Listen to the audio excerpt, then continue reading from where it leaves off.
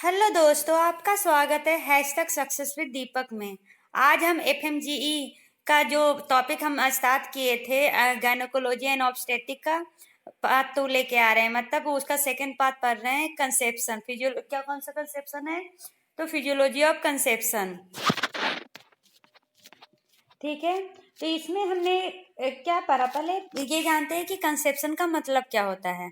तो कंसेप्शन का मतलब होता है the action of conceiving a child, मतलब कौन से एक्शन से हम चाइल्ड को कंसीव करते हैं।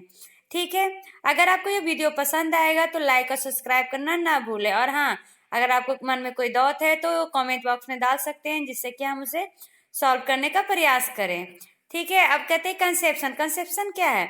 Conception is a time after you ovulate and sperm meet and form the egg। मतलब कि कंसेप्शन एक ऐसा टाइम है जहां पर कि आप ओव्यूलेट करते हैं, मतलब कि जहां पर स्पर्म और ओवा मिलके क्या बनाता है, एग बनाता है। तो पहले तो ये जान लीजिए कि स्पर्म का लाइफ स्पैन क्या होता है। तो स्पर्म का लाइफ स्पैन होता है 3 to 5 डेज। याद रखिएगा, स्पर्म का लाइफ स्पैन कितना होता है? स्पर्म का लाइफ स्पैन होता है 3 to 5 डेज। ये सब छोटी छोटी बातें एफएमजी में आ सकती है।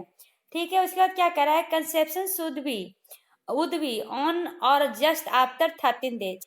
ये कह रहा है कंसेप्शन उस दिन भी हो सकता है या आफ्टर 13 डेज तक हो सकता है कंसेप्शन। ठीक है, अब क्वेश्चन आएगा, how long after ovulation do you conceive, मतलब ओवुलेशन के बाद आप कब कंसीव कर सकते हैं।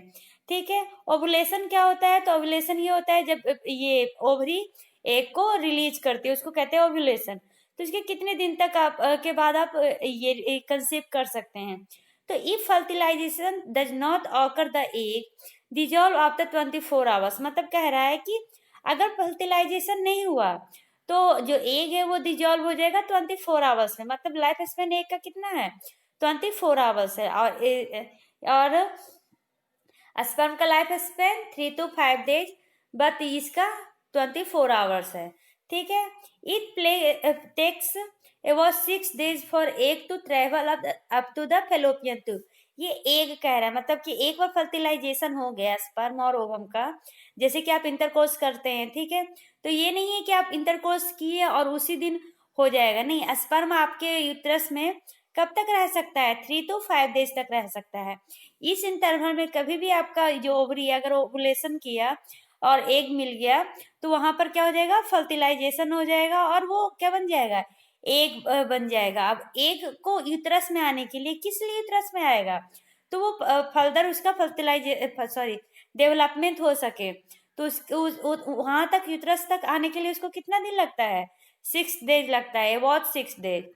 ठीक है, अब आप साइन ऑफ प्रेगनेंसी, मतलब कि अगर ये हो गया है, ये इसका कैसे पता चलेगा? तो आपका ब्रेस्ट में क्या हो जाएगा, सोरनेस हो जाएगा, टेंडरनेस हो जाएगा, नौसिया होगा।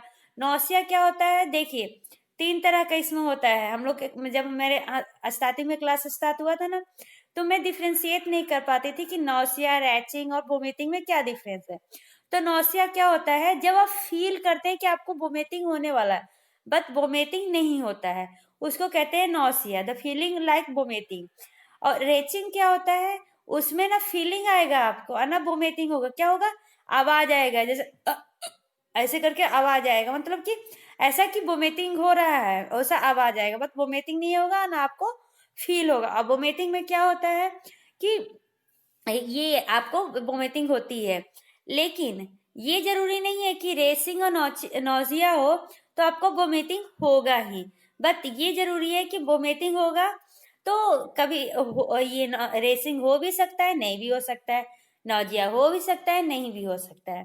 ठीक है, चलिए आगे पढ़ते हैं। फैटिग्यू, फ्रीक्वेंट अर्ग टू पी, ये सब क्या है? साइन ऑफ ये प्रेगनेंसी है। अब क्या कह रहा है, डेट ऑफ कंसेप्शन कैसे पता चलेगा? तो डेट ऑफ कंसेप्शन होता क्या है?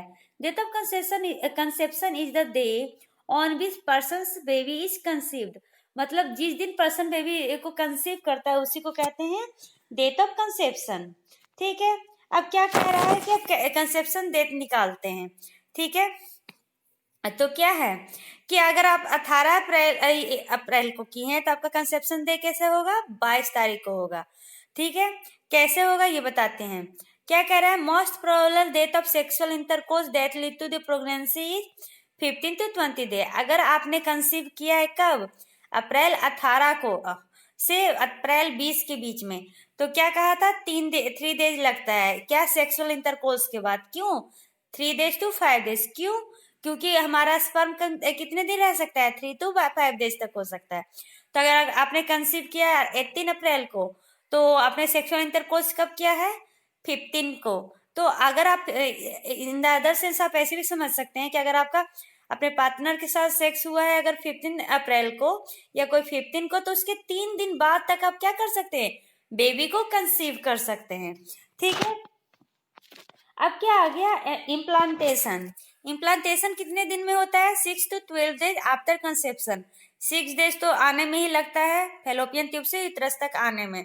उसके बाद और भी तो उसमें बहुत सारे फंक्शंस होते हैं, जैसे कि अटैचमेंट विथ यूट्रस, ये सब तो कितने दिन लग जाते हैं, 6 to 12 days लग जाते हैं। फैटिग ड्यू टू, अब ये जो चक्कर आते हैं या वीकनेस आता है, ये क्यों आता है, due to increase in progesterone level, decrease in blood sugar, decrease in blood pressure. ठीक है, और हमें कैसे पता चलेगा कि हम प्रेग्नेंट हैं, तो हमारे यूरिन में क्या रहेगा यूसीजी लेवल क्या हो जाएगा, हाई हो जाएगा। ठीक है, अब conception happen when A sperm penetrate one of 4 egg। ये क्या हो, पेनिट्रेशन कैसे, कंसेप्शन कैसे होता है, जब स्पर्म क्या करता है, एक के साथ क्या करता है, पेनिट्रेट करता है। ईस्ट्रोजन ट्रिगल यूट्रस टू फॉर्म लस ब्लड रिलीज लाइनिंग, मतलब आप कह रहा है कि इम्प्लांटेशन के बारे में बता रहा है कि वो जो बेबी को सेफ रखने के लिए जो लाइनिंग बनाते हैं, वो किसके द्वारा होता है, तो यूट्रस के द्वारा होता है। अब जब हम इजैकुलेशन करते हैं, इजैकुलेशन किसको कहते हैं, जब पेनिस हमारे वगिना में डाला जाता है तो उसको क्या कहते हैं, इजैकुलेशन कहते हैं। उसमें जो एक बार इजैकुलेशन में कितने स्पर्म रिलीज होते हैं, तो 200 to 600 मिलियन स्पर्म रिलीज होते हैं। ठीक है, अब एक क्वेश्चन यहाँ पर था, क्या how do you know the date of conception. तो एक तो हम इंटरकोर्स के द्वारा अगर आप आज किए तो 3 दिन तक आपका ये कंसीविंग का हो सकता है। बट अगर हम सेक्सुअल इंटरकोर्स से ना जानना चाहे, अगर हम ये एवरेज लेंथ ऑफ साइकिल से जानना चाहे, तो कैसे होगा, पहले तो ये देखेंगे कि फर्स्ट डे ऑफ, मतलब आपका जो एमसी का फर्स्ट डे है वो किस दिन हुआ था। माना कि देखिए यहाँ पे एग्जाम्पल 3 दिया हुआ है, माना कि आपका जो फर्स्ट डे है वो 11 जुलाई को हुआ था, तो उसके बाद क्या कीजिए, जैसे कि आपका एवरेज लेंथ ऑफ साइकिल कितने डेज का है, 28 डेज का है।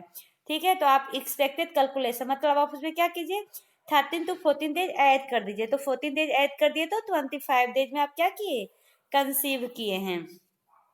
अगर आपका एक और एग्जाम्पल देते हैं, मान लीजिए आपका लास्ट एमसी हुआ है 8 अगस्त को, तो 14 डेज ऐड कर दीजिए तो क्या हो जाएगा, 22 जुलाई को आपने क्या किया, कंसीव किया। तो ऐसे आप कैलकुलेट कर सकते हैं। ठीक है, आशा है आपको ये वीडियो समझ में आया होगा। अगर आपको ये वीडियो समझ में आया है तो लाइक और सब्सक्राइब करना ना भूले। तब तक के लिए bye bye, take care, see you.